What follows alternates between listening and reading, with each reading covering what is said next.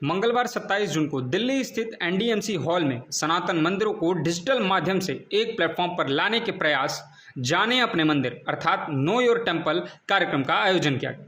जाने अपने मंदिर कार्यक्रम में जाने अपने मंदिर ऐप और वेबसाइट templesnet.com को लॉन्च किया गया।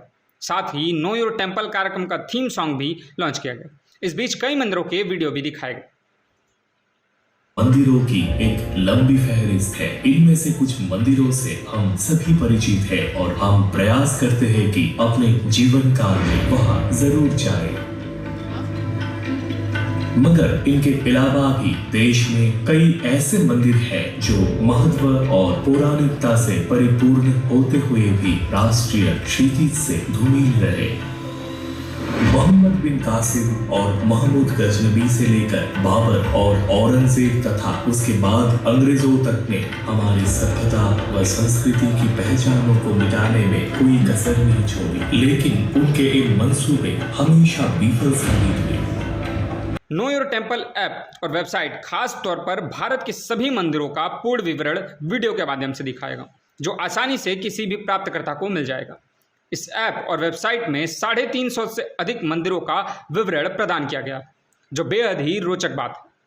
आने वाले समय में देश ही नहीं बल्कि दुनिया के तमाम मंदिरों का भी पूर्ण विवरण इस वेबसाइट से और ऐप से प्रदान किया जाएगा। जानिए मुख्य अतिथि बालकानंद ने क्या कहा।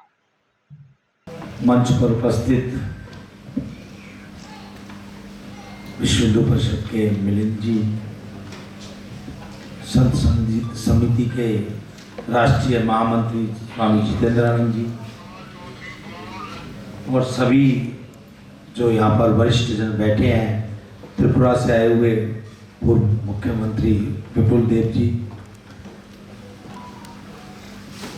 आज का कार्य जो आज उद्घाटन हुआ है वेबसाइट का, ये आज से बहुत समय पहले हो जाना चाहिए था, क्योंकि मंदिर सनातन धर्म का अस्तित्व है।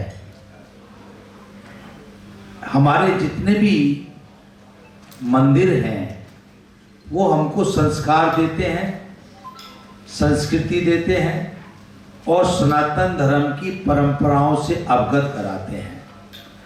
जीवन दो प्रकार से जिया जाता है, आध्यात्मिक और भौतिक। ग्रस्त में रहेंगे तो भौतिक जीवन जिएंगे, विरक्त में रहेंगे तो आध्यात्मिक जीवन जिएंगे। आध्यात्मिक शक्तियों का केंद्र है मंदिर।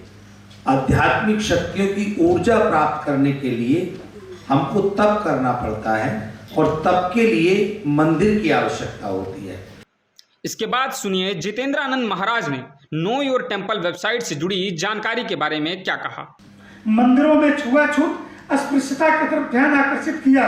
मैं पूज्य जगत गुरु शंकराचार्य का शिष्य होने के नाते और इस देश में सनातन हिंदू धर्म के 127 संप्रदायों के प्रतिनिधि संगठन अखिल भारतीय संत समिति के महामंत्री के नाते ये आपसे आधिकारिक रूप से कह रहा हूं, हमारे शास्त्रों में अस्पृश्यता शब्द का कहीं उल्लेख नहीं है, कहीं भी नहीं है। छुआछूत हमारे समाज का हिस्सा नहीं है। शुद्धता और पवित्रता ये दोनों दो शब्द हैं।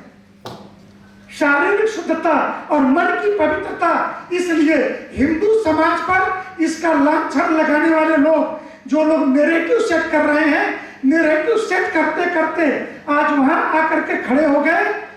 पूछा लोगों ने कि अभी दैनिक जागरण ने ये पहल की कि ये जातियों का संगठन, बाकी चीजें और छुआछूत ऊंच नीच की बातें, तो हमने कहा कि एक चीज ध्यान रखो, 1901 से जनगणना प्रारंभ हुई है भारत में और जनगणना में सबने अपनी जाति को ऊंचा उठा करके लिखवाने का प्रयास किया।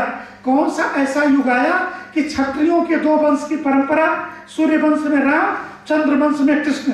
चंद्र वंश कालांतर में ययाति के पुत्र यदु के नाम पर चला तो वह यदुवंश हुआ और उस यदुवंश में पैदा हुए यादव मंडल आयोग की सिफारिशों के बाद वो पिछड़े हुए और आज अपने को शूद्र कहते हुए वो शूद्र और दलित की श्रेणी में, दलित राजनीतिक शब्द है, कार्यक्रम में मौजूद रेसलर बबीता फोगाट ने जो बातें यूथ को लेकर कहीं उससे ध्यान से सुने।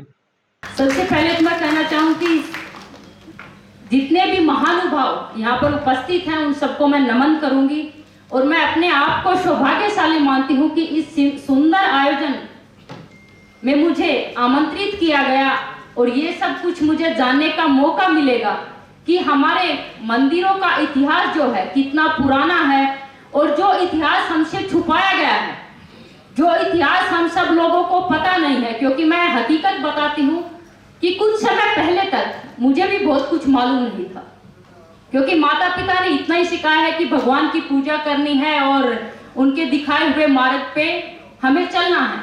लेकिन हमें ये नहीं पता था कि हमारा जो इतिहास है, उन मंदिरों का जो इतिहास है, वो हमें कभी भी नहीं पता होता। किसी भी मंदिर में जाते हैं, जैसे अभी बता रहे थे कि मंदिर में जब भी जाते तो उसका इतिहास पता होना चाहिए और ये मेरी इच्छा रहती हमेशा कभी भी किसी भी मंदिर में जाती हूँ कि पहले उस मंदिर में तब मैं जाऊं जब उसका इतिहास मुझे पता हो। ये हकीकत है। और मैं कामाख्या मंदिर में गई थी, पहली बार मुझे जाने का मौका मिला था अभी 2 महीने पहले ही। तब मैंने उसका इतिहास मैंने गूगल पे सर्च किया और तब मैंने जाना कि मतलब हमारे देश के अंदर ऐसे ऐसे विख्यात मंदिर हैं, उनका इतिहास इतना पुराना है कि अगर उसको जानने जाए तो हमें पता चलेगा कि वास्तव में अध्यात्म और हमारी जो संस्कृति है, हमारी जो परंपरा है, वो कितनी महत्वपूर्ण है आज की युवा पीढ़ी के। राज्यसभा सांसद और त्रिपुरा के पूर्व मुख्यमंत्री विप्लव कुमार इस वेबसाइट से जुड़ी रोचक और बहुत ही लाभप्रद मुहिम के बारे में क्या बताया, उसे आप इस वीडियो में देखें। और मंच में आसीन महानुभाव और बड़ी मात्रा में उपस्थित, सबसे अच्छा मुझे ये लगा कि यह युवा है, क्योंकि हमारे देश में ऐसा प्रथा चलाया जा रहा था अभी युवा तो धार्मिक कोई कार्यक्रम में नहीं आते हैं। ऐसे स्वामी विवेकानंद ने बोला था युवाओं को फुटबॉल भी खेलना चाहिए और साथ साथ आध्यात्मिकता में जानी चाहिए। किंतु लंबे समय कम्युनिस्ट का प्रभाव पूरी दुनिया में रहे हैं और समाज तंत्र के नाम से सबसे ज्यादा आघात किसी में किया है तो सनातन में किया है और इसीलिए कम्युनिस्ट खत्म हो गया है।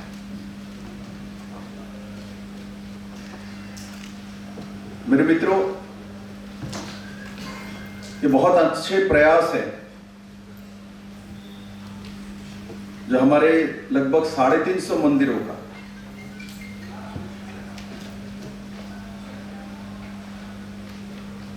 पूरे जानकारी रिकॉर्डिंग के साथ, वीडियो रिकॉर्डिंग के साथ व्यवस्थित तरीके से एक साइट में लेके आने का काम ये संस्था संजय मिश्रा जी के संरक्षण में कर चुके हैं।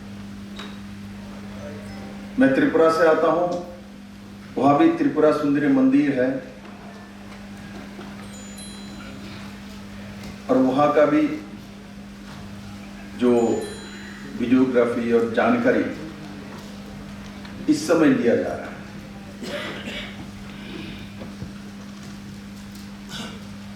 मेरे मित्रों, इसका क्या जरूरत था? आजकल ऐसे बहुत सारे मंदिरों का प्रसाद प्राप्ति, आरती का दर्शन ऑनलाइन होती है। विश्व हिंदू परिषद के महासचिव मिलिंद परांडे ने कहा कि मंदिरों को सदियों से जिसने सुरक्षा दी वह हमारे साधु हैं, और आगे क्या कहा उस वीडियो में देखें। मगर राम जन्मभूमि के आंदोलन की विशेषता है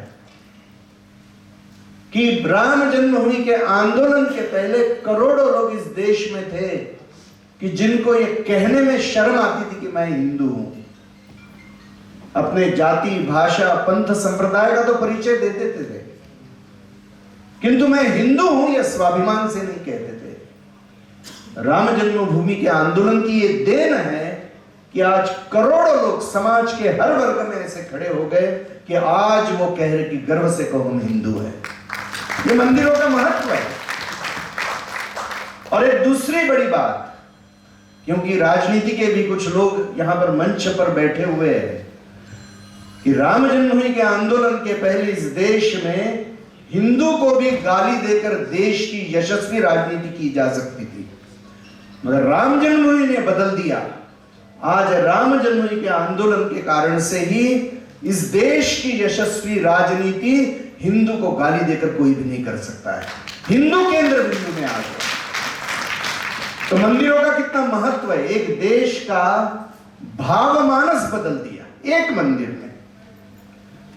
इतने अपने मंदिरों की भूमिका महत्व की है और इसीलिए इन मंदिरों की रक्षा, इन मंदिरों में से भक्ति का प्रचार, अपने धर्म के अनुयायियों की रक्षा और उनकी वृद्धि, यह सारे विषय यह मंदिरों से जुड़े हुए हैं। इस मौके पर कार्यक्रम में मुख्य अतिथि की भूमिका में पूज्य स्वामी बालकानंद गिरिजी महाराज, स्वामी जितेंद्रानंद सरस्वती, कांता देवी जी, त्रिपुरा के पूर्व सीएम विप्लव कुमार देव, मिलिंद परांडे के साथ कुश्ती की जानी मानी खिलाड़ी एवं पहलवान गर्ल बबीता फोगाट भी मौजूद रहीं। और भी अधिक जानकारी के लिए देखते रहें उदय इंडिया डिजिटल को। धन्यवाद।